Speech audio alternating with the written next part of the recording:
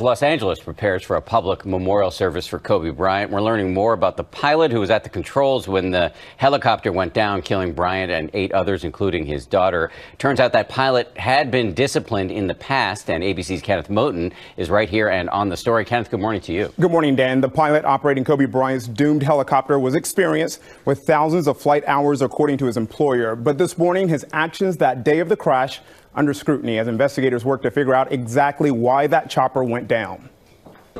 This morning, as the city of Los Angeles prepares to say goodbye to a legend, we're learning more about the helicopter pilot involved in the crash that killed Kobe Bryant, his daughter Gianna, and 7 others. FAA records show that the pilot, Arazabayan, faced an earlier enforcement action for a weather violation back in 2015 when he flew into LAX airspace as the weather was deteriorating.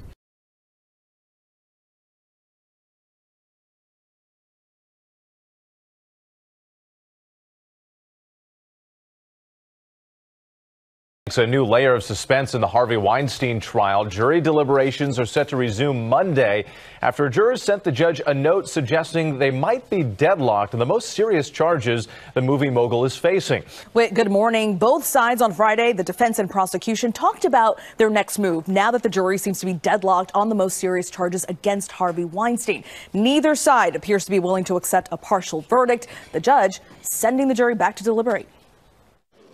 After 4 days of deliberation, jurors in the Harvey Weinstein sexual assault trial may be deadlocked, asking the judge on Friday about a partial verdict. In their note, they write, "We, the jury, request to understand if we can be hung on counts 1 and or 3 and unanimous on the other charges." The judge telling the jury if they cannot reach a unanimous decision, they must continue to deliberate.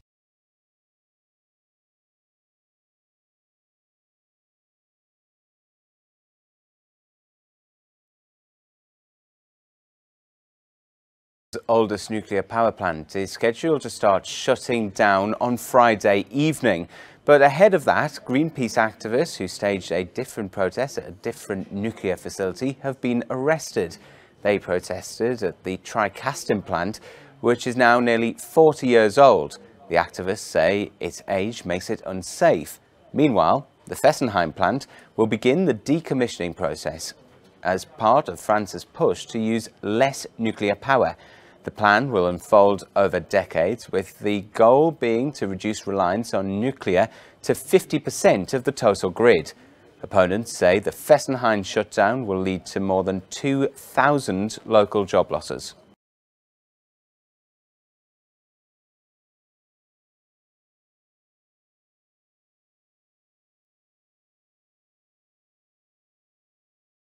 Let's talk about this. Eskom saying that perhaps they need 18 more months to commence with load shedding. The energy minister then come into a briefing and saying it might be approximately 2 years. Which version is accurate?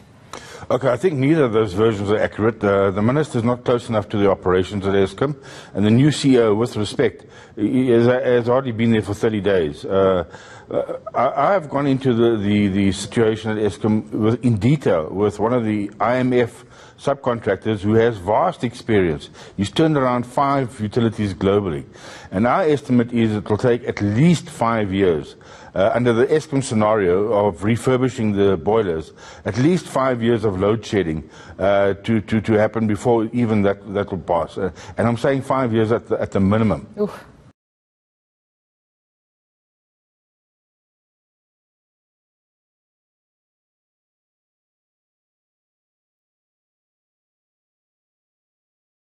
A man is tonight undergoing treatment for head and spinal injuries in the Royal Adelaide Hospital. He fell 10 metres down a cliff while rock climbing in the Adelaide Hills.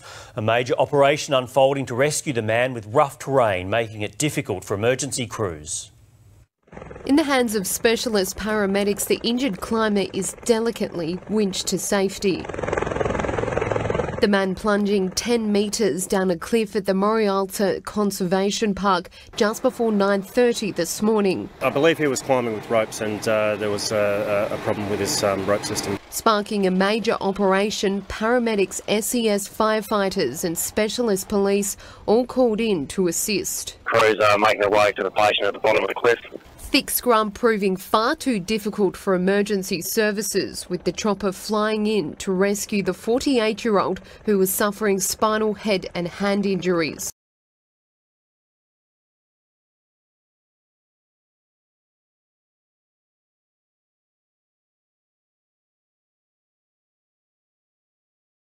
It's thought Bashar al-Assad's government is responsible for the deaths of hundreds of thousands of civilians. His regime is the biggest killer of women and children in the war that's raged on for 9 years. However, it's often difficult to find the proof. New recordings leaked to The Telegraph show how the Syrian president's forces are deliberately targeting civilians.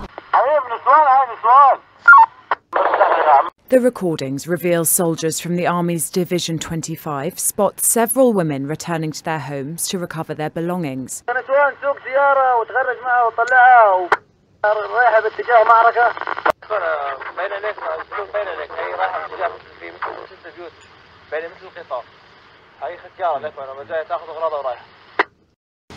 At least one of them appears uncomfortable about the prospect of shooting the seemingly elderly women.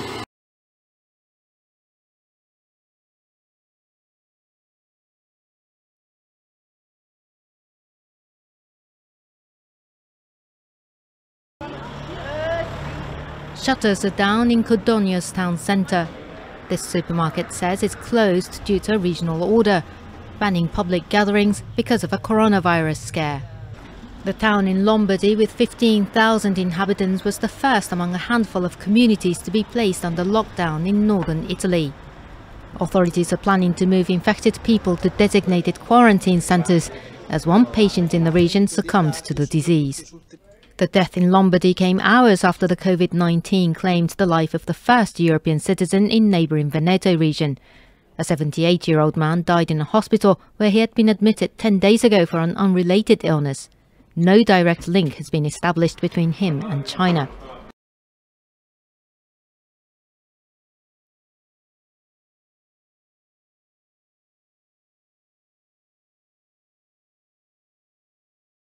Staff at 74 universities begin a 14-day strike over pay, pension and working conditions affecting more than 1 million students.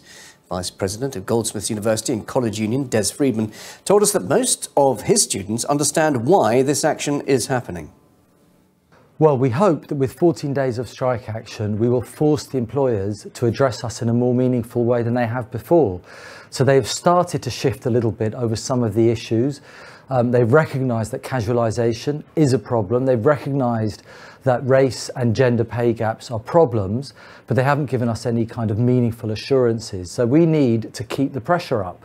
So I hope that at the end of 14 days, I would love it if there was some kind of real offer, both around pensions, but also on these range of other issues to do with pay inequalities.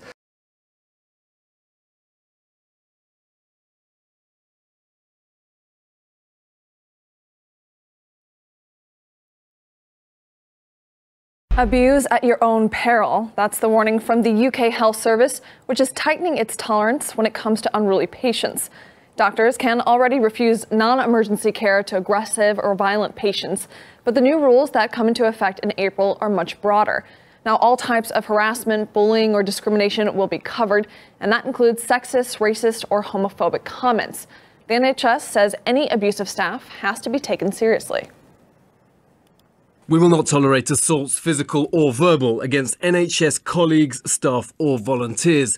All assault and hate crimes against NHS staff must be investigated with care, compassion, diligence and commitment. Under the new agreement, police are also being handed more power to deal with crimes against medical staff.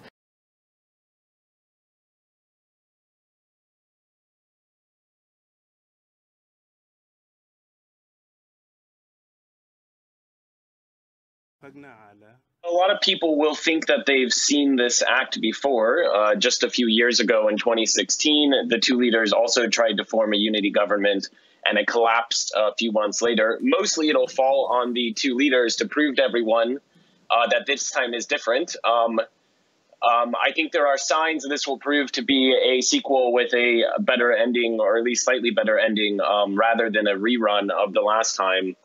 But ultimately, that will just depend on whether or not these two leaders are able and want to work together rather than work against each other, because it will take a lot to pull South Sudan out of the really bitter conflict that it's faced over the past 6 years.